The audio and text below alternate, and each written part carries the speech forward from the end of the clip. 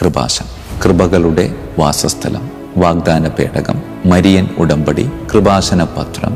VP. Joseph അച്ഛൻ ദിവ്യകാരുണ്യത്തിൻ്റെ മുമ്പിൽ ഭക്തി നിർഭരമായി പ്രാർത്ഥനയിലായിരിക്കുന്നു.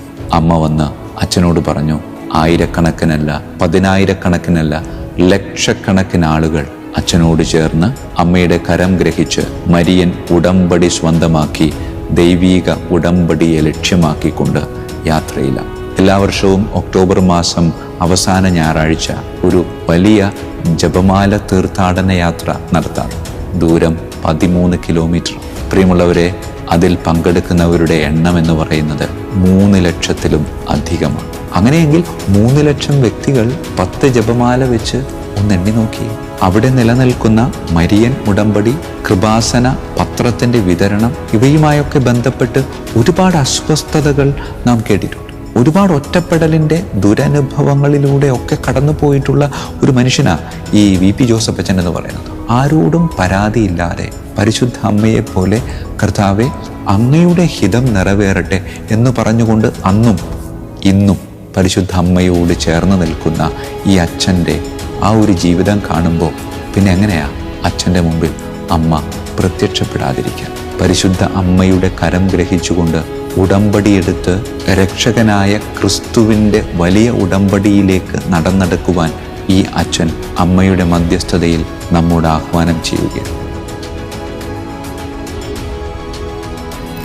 ഈശോ മിശിഹായിക്കും സ്തുതിയായിരിക്കട്ടെ. പ്രിയമുള്ളവരെ, ഒരു പരിചയപ്പെടുത്തലിൻ്റെ ആവശ്യമോ ഒരു മുഖവുരയുടെ ആവശ്യകതയോ ഇല്ലാത്ത ഒരു മരിയൻ തീർത്ഥാടന കേന്ദ്രത്തെ പറ്റിയാണ് നിങ്ങളുടെ മുമ്പിലേക്ക് ഞാൻ ഇന്ന് പങ്കുവയ്ക്കുന്നത്. കൃപാസനം, കൃപകളുടെ വാസസ്ഥലം, വാഗ്ദാന പേടകം, മരിയൻ ഉടമ്പടി, കൃപാസന പത്രം. പ്രിയമുള്ളവരെ, ഒരുപാട് കാര്യങ്ങൾ അവിടെ നടക്കുന്നുണ്ട്. അതൊക്കെ ഒരുപാട് വിശ്വാസികളായ മക്കൾ നെഞ്ചിലേറ്റി അമ്മയുടെ കരം ഗ്രഹിച്ചുകൊണ്ട് ദൈവീക ഉടമ്പടിയിലേക്ക്, മരിയൻ ഉടമ്പടിയിലൂടെ നടന്നു പോയിക്കൊണ്ടിരിക്കുന്ന കാഴ്ചയാണ് ഈ ലോകത്തുള്ള ഓരോ മലയാളിയും ഈ കൃപാസന ആലയത്തെ നോക്കി കാണുമ്പോൾ മനസ്സിലാക്കുന്നത്. 2004 ഡിസംബർ മാസം 7-ാം തീയതി ഈ കൃപാസനത്തിൻ്റെ ഡയറക്ടർ അച്ഛനായ വി.പി. ജോസഫ് അച്ഛൻ ദിവ്യകാരുണ്യത്തിൻ്റെ മുമ്പിൽ ഭക്തി നിർഭരമായി പ്രാർത്ഥനയിലായിരിക്കുന്നു. അമ്മ വന്ന് അച്ഛനോട് പറഞ്ഞു, മകനെ, വലിയൊരു ദുരന്തം തീരത്തെ ആക്രമിക്കാൻ പോകുന്നുണ്ട്. സാക്ഷ്യം വഹിച്ചു ഡിസംബർ 26-ാം തീയതി സുനാമി എന്ന ദുരന്തത്തിന്. പിന്നീട് അങ്ങോട്ട് അച്ഛൻ കുറച്ചുകൂടെ അമ്മയുടെ കരം ഗ്രഹിച്ചുകൊണ്ട് മുന്നോട്ട് യാത്രയായി. ആ യാത്രയിൽ ആയിരക്കണക്കിനല്ല, പതിനായിരക്കണക്കിനല്ല, ലക്ഷക്കണക്കിന് ആളുകൾ അച്ഛനോട് ചേർന്ന് അമ്മയുടെ കരം ഗ്രഹിച്ച് മരിയൻ ഉടമ്പടി സ്വന്തമാക്കി ദൈവീക ഉടമ്പടിയെ ലക്ഷ്യമാക്കിക്കൊണ്ട് യാത്രയിലാണ്. എല്ലാ വർഷവും ഒക്ടോബർ മാസം അവസാന ഞായറാഴ്ച ഒരു വലിയ ജപമാല തീർത്ഥാടന യാത്ര നടത്താറുണ്ട്. കൃപാസന മണ്ണിൽ നിന്ന് വിശുദ്ധ സെബസ്ത്യാനോസിന്റെ പുണ്യഭൂമിയായ അർത്തുങ്കലിലേക്ക്. ദൂരം 13 കിലോമീറ്റർ. പ്രിയമുള്ളവരെ, അതിൽ പങ്കെടുക്കുന്നവരുടെ എണ്ണം എന്ന് പറയുന്നത് 3 ലക്ഷത്തിലും അധികമാണ്. ഇത്രമാത്രം ആളുകൾ പങ്കെടുക്കുന്ന മറ്റൊരു യാത്രയോ പ്രദക്ഷിണമോ ഒത്തുകൂടലോ വേറെ എവിടെയെങ്കിലും ഉണ്ടോ എന്ന് ചോദിച്ചാൽ ഇല്ല എന്ന് തന്നെ നമുക്ക് കൃത്യമായിട്ട് പറയാൻ പറ്റും. പ്രിയമുള്ളവരെ, അത്രമാത്രം പ്രത്യാശയോടെ, പ്രതീക്ഷയോടെ ജപമാല ചൊല്ലി 13 കിലോമീറ്റർ ഒരു പ്രദക്ഷിണം പോലെ ഇങ്ങനെ സഞ്ചരിക്കുമ്പോൾ, അതിൽ പങ്കെടുക്കുന്ന മക്കളോട് സംസാരിക്കുമ്പോൾ അവർ പറയുന്ന പ്രചോദനാത്മകമായിട്ടുള്ളൊരു കാര്യമെന്ന് പറയുന്നത്, അച്ഛാ, ഈ 3 ലക്ഷം ആളുകൾ ഒരുമിച്ച് ജപമാല ചൊല്ലി പ്രാർത്ഥിക്കുമ്പോൾ ഒരു വ്യക്തി ഏകദേശം ഒരു 10-ലധികം ജപമാലയെങ്കിലും ചെല്ലുമെന്നാണ് പറയുന്നത്. 10-ൽ കൂടുതൽ ജപമാല ഏതൊരു വ്യക്തിക്കും ചൊല്ലാൻ പറ്റും. അങ്ങനെയെങ്കിൽ 3 ലക്ഷം വ്യക്തികൾ 10 ജപമാല വെച്ച് ഒന്നെണ്ണി നോക്കിയേ. പ്രിയമുള്ളവരെ, 30 ലക്ഷം ജപമാല ഒരുമിച്ച് ചെല്ലുന്ന ഒരനുഭവത്തിലൂടെയാണ് ഈ ജപമാല തീർത്ഥാടനത്തിലൂടെ കടന്നു പോകുന്ന മക്കൾ ആസ്വദിക്കുന്നത്. അവിടെ നിലനിൽക്കുന്ന മരിയൻ ഉടമ്പടി, കൃപാസന പത്രത്തിൻ്റെ വിതരണം, ഇവയുമായൊക്കെ ബന്ധപ്പെട്ട് ഒരുപാട് അസ്വസ്ഥതകൾ നാം കേട്ടിട്ടുണ്ട്. ഒരുപാട് ഒറ്റപ്പെടലിൻ്റെ ദുരനുഭവങ്ങളിലൂടെ ഒക്കെ കടന്നു പോയിട്ടുള്ള ഒരു മനുഷ്യനാ ഈ വി.പി. ജോസഫ് അച്ഛൻ എന്ന് പറയുന്നത്. അച്ഛൻ്റെ ആദ്യകാല അനുഭവങ്ങളിലൂടെയൊക്കെ കടന്നു പോകുമ്പോൾ അച്ഛൻ പങ്കുവച്ചിട്ടുണ്ട്, ആരുമില്ലാതെ ഒറ്റപ്പെടലിൻ്റെ, കുത്തിനോവിക്കലിൻ്റെ, മാറ്റി നിർത്തലിൻ്റെ ഒക്കെ നൊമ്പരങ്ങൾ അനുഭവിച്ചപ്പോൾ ആരോടും പരാതിയില്ലാതെ പരിശുദ്ധ അമ്മയെപ്പോലെ കർത്താവെ അങ്ങയുടെ ഹിതം നിറവേറട്ടെ എന്ന് പറഞ്ഞുകൊണ്ട് അന്നും ഇന്നും പരിശുദ്ധ അമ്മയോട് ചേർന്ന് നിൽക്കുന്ന ഈ അച്ഛൻ്റെ ആ ഒരു ജീവിതം കാണുമ്പോൾ പിന്നെ എങ്ങനെയാ അച്ഛൻ്റെ മുമ്പിൽ അമ്മ പ്രത്യക്ഷപ്പെടാതിരിക്കുക?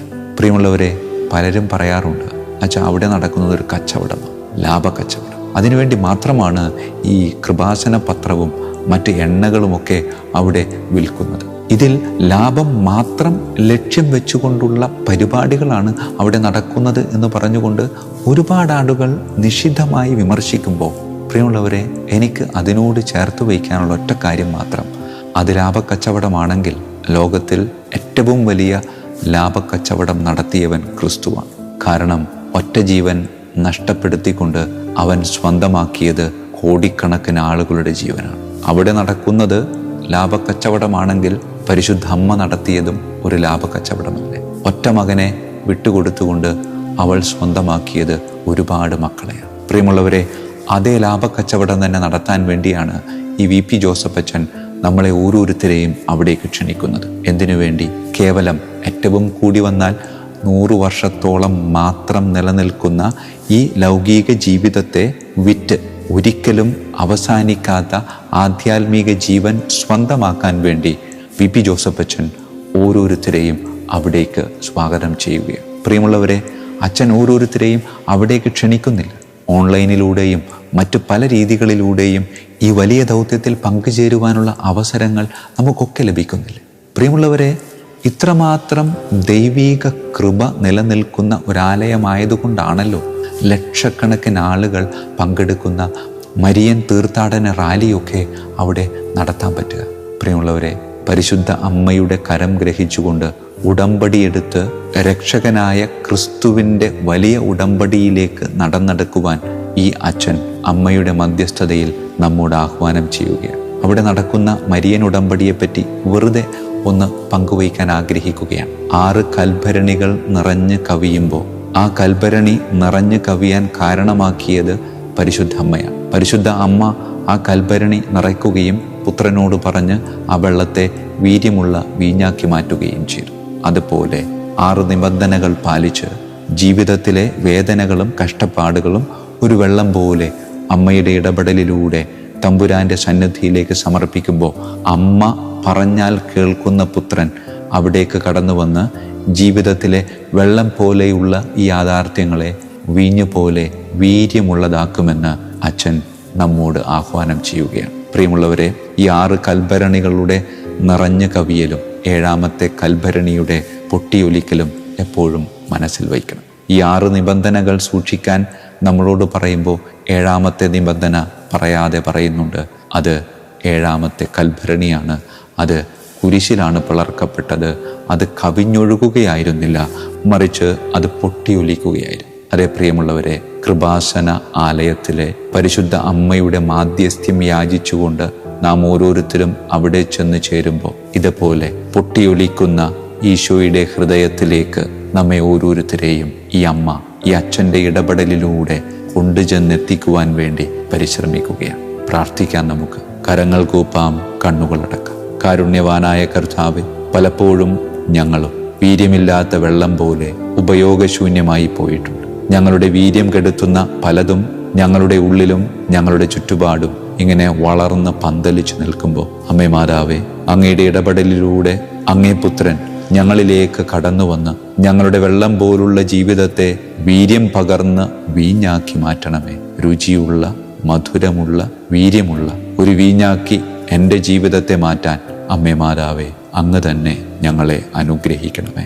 കർത്താവായ ക്രിസ്തു വഴി ഞങ്ങൾ സമർപ്പിക്കുന്ന പ്രാർത്ഥന കേട്ടരുളണമേ. ആമേൻ.